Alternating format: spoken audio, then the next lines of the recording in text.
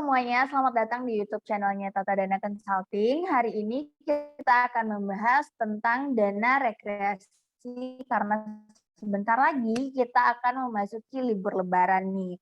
Jadi aku dan Bu Teja akan sharing-sharing tentang dana rekreasi nih. Nah, nanti aku akan tanya-tanya nih beberapa pertanyaan ke Bu Teja ya.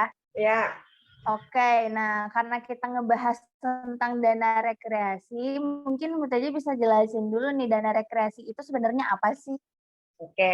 Jadi dana rekreasi adalah dana yang memang kita pakai untuk tadi tujuannya adalah rekreasi, Hmm, jalan-jalan, pokoknya eh, istilah rekreasinya itu kan tadi kalau kita rekreasi itu kan jalan-jalan ya, Dila ya. iya, Tapi iya. memang jalan-jalan buat setiap orang beda-beda gitu. Jadi ada yang memang keluar kota atau hanya rekreasi di rumah aja mungkin atau di dalam kota yang istilahnya pokoknya untuk jalan-jalan, tapi memang tujuannya berbeda-beda karena setiap orang memang kebutuhannya beda-beda gitu, Dila. Nah, Oke. dana rekreasi ini tergantung tadi apakah kita mau sampai keluar kota, berencana secara khusus untuk jalan-jalan, atau Mhm. hanya sekedar pokoknya saya setiap bulan pengen jalan-jalan mau di daerah yang dekat rumah aja atau di dalam kota aja atau sekitar kota yang penting itu adalah jalan-jalan gitu. Tinggal kita mentargetkan nih di rekreasinya kita seperti apa. Kayak gitu dia. Oke. Nah, terus tuh untuk mengumpulkan dana rekreasi itu kan karena kan beda-beda ya, Bu Teja. Nah, Mhm, sebaiknya tuh dari mhm. kapan tuh kita mengumpulkan dana rekreasi? Nah, sekarang kita balikan lagi. Kalau Hmm, misalnya kita mau punya tujuan rekreasi yang setiap tahun gitu ya, ya. setiap tahun misalnya saya mau pergi ke Bali setiap tahun gitu. Nah, kita bisa mencadangkannya dari berbagai alokasi ini Dila. Ada yang Hmm, pertama mengalokasikan dari uang THR atau bonus, ya kan? oke, Karena kan itu iya, uangnya masuknya sekali setahun gitu. Nah, betul. kita bisa sisihkan nih, oke dari THR saya mau 50%-nya buat rekreasi gitu atau dari bonus saya mau pakai 50%-nya untuk si rekreasi ini gitu. Itu juga Hmm, bisa. Misalnya gini, kita mau jalan-jalannya bulan Juni gitu kan.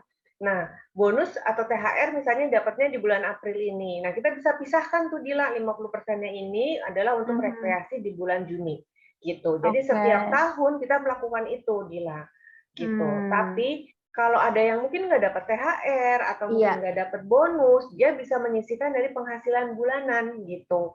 Nah, penghasilan bulanannya misalnya, oke saya menyisihkan 10% dari penghasilan bulanan, setiap bulannya saya kumpulkan 10%, terus dikumpulin untuk rekreasi di akhir tahun misalnya, itu juga bisa. Mhm, Nah, oke. jadi tinggal dari kitanya sendiri nih, Dila mau Hmm, mengalokasikannya dari mana sesuai dengan target kita. Gitu. oke. Sesuai dengan target dan mau Ya, kemana nih rekreasinya ya, Bu Teja iya, ya? heeh, benar Dila. Mhm. Oke, nah terus manfaat dari mengumpulkan dana rekreasinya apa nih, Bu Teja? Iya, tadi kalau kalau yang namanya rekreasi itu sepertinya sekarang udah jadi kebutuhan ya, Dila, ya, gitu ya. Iya sih. Jadi heeh, ya kan ada orang yang bilang, "Ah, itu kan rekreasi sebenarnya nggak penting," gitu. Kalau kita nggak rekreasi juga nggak apa-apa gitu ya. Iya, Tapi ternyata rekreasi itu udah menjadi suatu kebutuhan, seolah-olah kalau kita nggak jalan-jalan, kita nggak rekreasi tuh kita tuh, apa ya, ada masalah lah gitu ya. Jadi, mhm, bener-bener butuh penting banget gitu buat kita, supaya kita jadi fresh lagi, jadi seger lagi gitu. Nah betul. kira-kira seperti itu Dila. Nah jadi, kalau misalnya kita memang orangnya yang seperti itu, yang wajib ya berarti kita juga wajib untuk mengumpulkan dana rekreasi untuk tujuan kita sehingga bisa terjadi gitu loh si jalan-jalannya ini. Tapi kalau kita menganggap si rekreasi itu bukan yang kebutuhan yang utama, tapi lebih Mhm, kepada keinginan gitu sebenarnya. Nah, itu lebih ringan buat kita ya, karena tadi, ya kalau ada dana ya jalan-jalan, kalau nggak ada dana iya, ya ngapain jalan-jalan lah, udah di rumah aja. Nah gitu, jadi betul. tergantung dari tiap orang dari kita nih, Gila, mau menjadi sebagai kebutuhan utama atau ya tadi, oke kalau memang yang utama-utamanya terbayarkan gitu dan ada dana lebih, okelah jalan-jalan, tapi kalau nggak ya udah nggak apa-apa, gitu. Iya sih, karena kan rekreasi itu nggak cuman harus jalan-jalan yang jauh ya, Bu Iya Teja. iya, Seperti benar. keliling rumah atau kantor juga Iya. bisa gitu ke Apalagi zaman sekarang taman. ya Dila ya, kita virtual Iya, virtual rekreasi lah istilahnya gitu udah banyak banget gitu ya. iya, banyak banget sebenarnya cara buat teman-teman untuk rekreasi. Cuman kalau memang Iya. mau jalan-jalan ya harus dipersiapkan ya, Bu Teja, Iya dananya ya. bener, heeh. Oke. Nah, kalau misalnya nih Bu Teja, kita udah nyiapin dana untuk si rekreasi itu, Mhm misalkan mau mhm. jalan-jalan ke Bali ini udah disiapin, Heeh. ternyata Mhm. kan, misalkan, amit-amit tapi misalkan pandemi naik lagi gitu, nggak jadi Heeh dipakai heeh. dananya. Nah, Heeh. sebaiknya tuh dialokasikan untuk apa tuh Bu Teja dana rekreasinya? Tadi, ceritanya udah mengalokasikan dana rekreasi nih, Dila, nih. Terus Iya ada apa nih, ada pandemi gitu ya, jadi iya kepake. misalnya. Heeh. Jadi nggak jadi Oh, kepakai nggak nih. jadi kepake gitu ya, karena kita nggak Mhm, boleh ke mana-mana. iya, Nah, banyak sih sebenarnya yang bisa kita alokasikan tadi, mulai dari, oke kita bayar hutang dulu deh gitu, hutang-hutang kita beresin, ya kan. Atau mhm, yang kedua, wah kayaknya dana darurat mesti ditambah nih, apalagi kan masuk pandemi gitu ya, oke iya bisa buat nambahin dana darurat.